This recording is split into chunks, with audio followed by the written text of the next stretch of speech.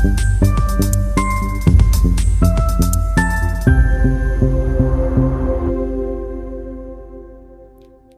everyone. Good afternoon. Welcome back to another episode of your music roundup here at Music News Blitz. We're here for another episode, and I'm joined again by Katie, Nisha, and Will is joining us again for a second week now. How are you guys doing? Doing well. Good. Yeah, Doing all good. good. There Doing seems to be good. some sunshine. Yeah. So we're feeling good, happy, and we're going to be talking about some really exciting topics today. We're going to start off with the BRIT Awards, and that's happening on the 28th of Feb. Very exciting. We've got some really cool performances happening. Yeah, Harry Styles will be there, Olivia Dean, who just got, Best New Artist, and Wolf Alice. We've got a lot of cool things to be talking about. So Will is going to get us started off on that. Go ahead, Will. Well, there's a lot of new things coming this year. It's the first time it's been hosted outside of London, and that's a bit crazy. Like, we're going up north, we're going to Manchester, and then obviously Harry Styles is making his big return. He will be performing on the night. So I don't know what to expect. Well, I'm thinking his new song will come out. He'll perform his new song, and then the following week he has his album releasing. So I mean, just a lot is going on in terms of his career and this timeline that we're going on. We also see Olivia Dean and Lola Young. They have the most nominations at 5. But I think something that's really interesting to take from it is that they've both came from the Brit School in London. So it's almost like their raw talent was nurtured in the Brit School, and now now that they've gotten to their career, like it's really worked out for them now that they're at the Brits, and they're both leading the nominations with 5 each. And they're in big categories. Like, they've got Olivia Dean's for Album of the Year. They're both selected for Artist of the Year. So I think it's just really crazy to see them come along this way, and how the Brit Yeah. schools helped them in that time. No, it's so exciting. I mean, I was saying before this podcast, I am based in South Africa, and I actually wasn't aware of the BRIT Awards being a thing. And now looking into this, it's actually so cool. Like, I think there's going to be some really exciting things happening, especially with Harry coming back. I'm very excited for that. And I think that leads to a lot of pretty big expectations that may be coming up. Katie, what are you expecting to be the most talked about moment of the night? I think it's going to be a lot between Olivia Dean and Lola Young, just because they've both been nominated for these big 5 awards. And they've both had such great years as well. And I think they're 2 artists that people have really got behind their stories as well. Like, they're both very authentic artists who really love what they're doing. And I think that people are really going to be into them for this one. Yeah, and it's great. We're seeing a lot of artists coming back. Lola Young, she went off and took a break for a while. She came back at the Grammys, now coming back for the BRIT Awards. We've got Harry coming back. I think there's a lot to look forward to. I mean, Nisha, are you excited? What are your thoughts of these awards coming up? I looked through all the nominations, and I have some like favorites that I want to see hopefully win.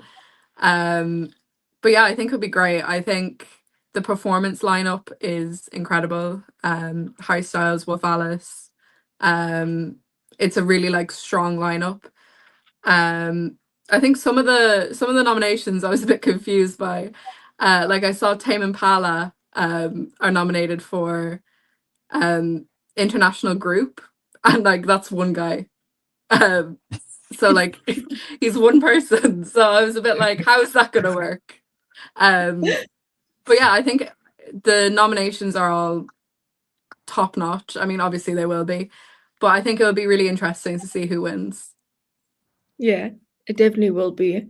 I think definitely the most exciting one would probably be Album of the Year. You've got a lot of nominations there. Will, do you know what those are? So we have Dave with The Boy Who Played the Harp, We got Lily Allen's West End Girl, Olivia Dean, The Art of Lovin', Sam Fender's People Watching, and Wolf Alice, The Clearing. So, I mean, it's only a short, like a small category list of nominees, but I think I'm very excited to see who actually takes that win. I Yeah. think for me, I'm probably going to root for Olivia Dean, and I feel like for most of the categories she's in, she's going to be the favorite or one that people are really behind, as Katie mentioned. So I think it's going to be a very interesting category to look out for.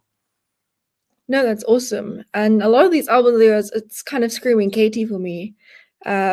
We've got Wolf Alice, we've got Lily Allen.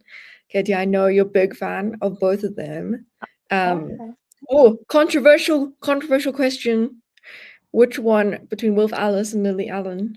Who would you prefer to win if it was just them? God, I don't know. I'd say overall my favourite is Wolf Alice, but I just think that was such a powerful album from Lily Allen, and I feel like she's really had her moment recently. So I'd say just going off this year, I'd probably say Lily Allen. I agree with you. There's been so much talk about that album, especially with everything going on with, you know, the history behind it. We've talked about it a few times before. Nisha, are you a fan? Are you a fan of her? Have you listened to I the think album? so. I've listened to bits and pieces, and I think it's it's almost like a diary, the way it kind of, you know, it's angry and you can feel that anger. And I think she did it in such a way that like you can feel her passion, and it was, I think, a big passion project for her. And I think it was just the biggest kind of revenge she could have gotten, is having such a Definitely. successful and well-made album do so well. Yeah. Her music is so fascinating. She tends to really experiment with different sounds, and I was listening back to some of her old music the other day, and she puts herself out there. I think my favorite song on a new album currently is Pussy Palace. I just think what an iconic song. So we're gonna keep tabs on that. We will see. But Will, I definitely agree with you. I think Olivia Dean has, and most definitely will win something, if not more than one thing. But yeah, we also have hope for the other artists as well. And I think one of the most anticipated performances or performers this year is a band that's, you know, it's quite quietly built up to be one of the most impressive, you know, decade-long runs in indie music. And that would be Wolf Alice. I'm very, very excited about that. We've got Wolf Alice nominated for Group of the Year, and I believe Album of the Year, and also Alternate Artist. We're talking about it before this. But Katie actually has an article about them. So, Katie, why don't you tell us all about that and give us your thoughts? So I think one of the things I love about Wolf Alice so much is they're a band that have been around for a long, long time now. And I think just really watching the way that they've evolved, because even from the very start with them, they've always been quite genre fusing. So there's always been a lot of different elements going on in their music. But I think it's been really interesting, like seeing through the different albums, like how they've reflected the ways that they've grown as people, but also how musical trends have changed and what's been going on in wider society as well. Because they started this like really grungy sound that's kind of just evolved to the album they've just released now, which is all quite polished. It's got a much poppier sound, and I think they're just a really great example of a band that is so dynamic and can really change with the times, whilst also having this unique sound that I think you'd recognise them from any of their songs. They haven't lost like their essence at any point. Definitely. I think this is a huge moment for them, being nominated at the BRIT Awards. And obviously their music has evolved quite a lot throughout the years. Do you think the reason for these nominations is because of maybe the poppy sound, or what do you think the reason is for them being nominated this year? I think it could definitely play into it. I think that this album's been quite an accessible one. I know it's done quite well in the charts and things. And I think maybe the way they've changed their song structures as well, they're a lot more accessible. They've got a lot less like long instrumental sections and things like that. So I think it's an album that probably appeals to a like much bigger variety of people. And I think they've had a lot of praise as well for just, it's almost like a more grown up sound. And sometimes I think I don't know, it's not always like the right label to put on music, but I do get that with them. I do think that their sounds just become suddenly a lot more polished, and I think you can really tell how much thought's gone into this new album, and I think that's what people have recognised in it. Yeah, definitely. That's so exciting. I really wish the best for them, and I think we'll definitely do another episode kind of breaking down what exactly happened at the BRIT Awards and everything that went on. I'm so excited to see their performance. Nisha, do you have any performances that you're specifically looking forward to? I suppose I'm not really a huge Harry Styles fan, but I was a One Direction fan back when One Direction was around, and I have actually seen Harry live before. It was completely last minute, and I got like offered the ticket, and I was like, sure, I'll go, why not? And I do actually enjoy his music. I just never sit down and listen to it. So I'm excited to see the new album. I heard there's kind of, it's rumored it's going to be quite kind of I don't know, like synths and stuff in it, like kind of a slightly different sound. So I'm excited to see what he comes out with. Yeah, exciting. And he recently released a new song, if I'm not mistaken. Will, are you a fan? I'm a fan of the new song. I think just seeing him take a different direction, it's really enjoyable when you see an artist grow and then they completely switch it up. And I think it's really interesting to see what they can do with this new sound. So I'm very excited to see him perform at the Brits. But I think the one I'm looking out for most is Rosalia. I think that's going to be very interesting. Recently, she had a new album come out, and I think just to see her take the stage again is going to be incredible, especially for like a predominantly British audience to see what she will do in that kind of direction.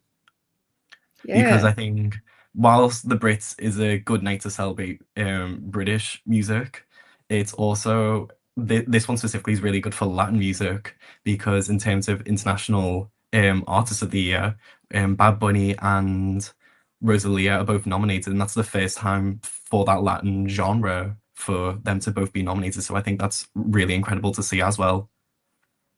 Yes, love it. And I love that they include international award recognitions too. I have a good feeling about Bad Bunny for that. And we talked about Bad Bunny obviously with the Super Bowl halftime show. He's been everywhere, so I'm really looking forward to seeing what happens there. It's really exciting stuff. And we're gonna go and kind of sidetrack to something a bit different, kind of outside the mainstream kind of vibes. We're going to be talking about Symmetry, and this is Nisha wrote an album review, but she's going to be talking about more of the genre and the artist. And I don't know about you guys, but I'm very keen to listen to this. So, Nisha, dive into it. It's really kind of a thing that I think it's definitely a an acquired taste. And it's hard to kind of pinpoint down what it is about it that makes it so different. So like a lot of places would kind of describe the genre as like horrorcore. Because you have like these distorted noises, and it's often the like themes are quite kind of related to horror movies and stuff like that. Like one of my favorite songs off this new album is called Scream Mask Shoddy, and just sings about or raps about kind of a scream mask.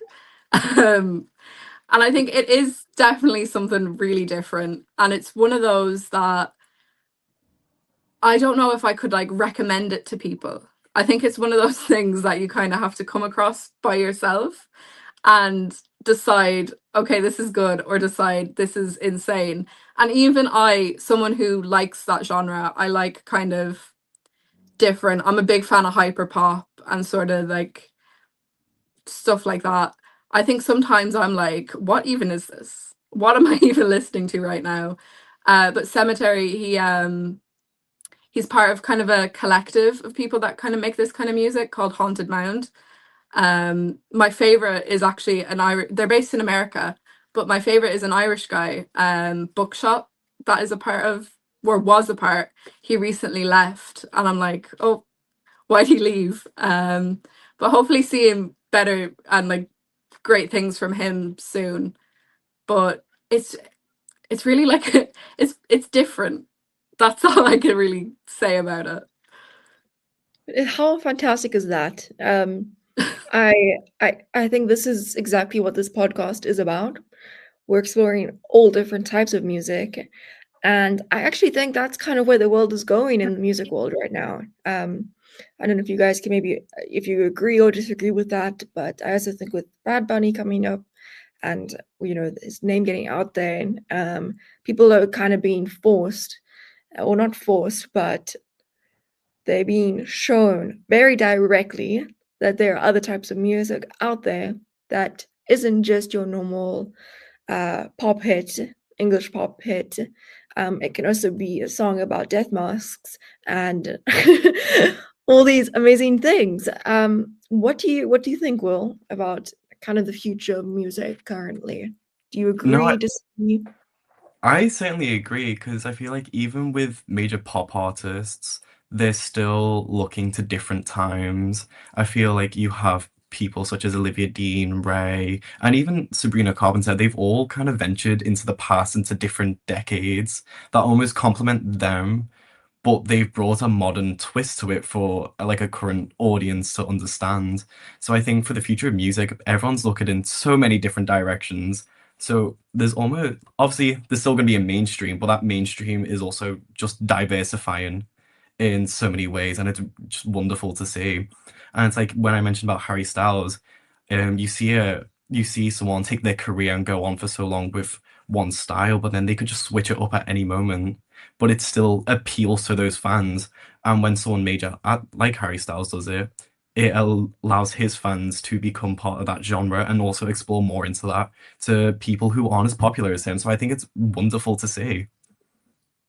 Absolutely. And we're seeing that. We're seeing that with so many artists.